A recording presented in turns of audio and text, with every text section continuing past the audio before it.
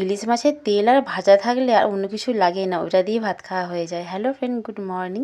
সকাল সকাল রেডি হচ্ছি ইলিশ মাছ কিনতে যাবো বলে।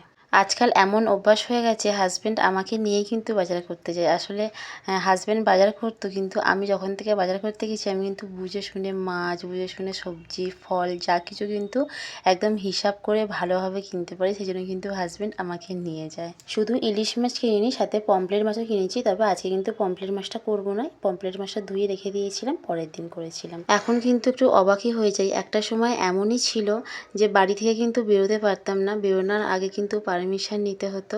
হাজব্যান্ডের সাথে বাইরে বেরোবো তাও কিন্তু পারমিশন নিয়ে বেরোতাম, এবং এত ভয় পেত যখন বাড়িতে ঘুরতে গেলাম, ঘুরে এসে যখন বাড়িতে আসছি ভীষণ ভয় পেতাম যে এবারে বাড়িতে আসছি সবার মুড কীরকম থাকবে, কীরকম মুখ থাকবে, একটা অন্যরকম ভয় কাজ করতো। আর এখন দিনটা পুরোই পাল্টে গেছে, সব কিছু পাল্টে গেছে।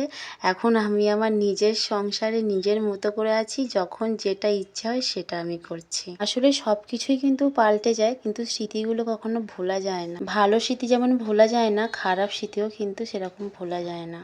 আজকে ব্রেকফাস্টে আমরা সবাই ছাতু খেয়েছিলাম, আর দুপুরে তো ভাত আর ইলিশ মাছ ভাজা তেল দিয়ে খাওয়া হবে এটাই। আর তারপরে তো কাজের দিদি এসে বাসন মেজে ঘর মুছে দিয়ে চলে গেছে। আর দুপুরে ঠিক খাওয়ার সময়তেই ইলিশ মাছটা ভেজে নিয়েছিলাম, আর একটা পমফ্রেট মাছ ভেজেছিলাম, কারণ আমার মানটি না খেতে চায়নি ইলিশ মাছ, ওর জন্যই পমফ্রেট মাছটা ভাজা। দেখা হচ্ছে আবার পরের ভিডিও।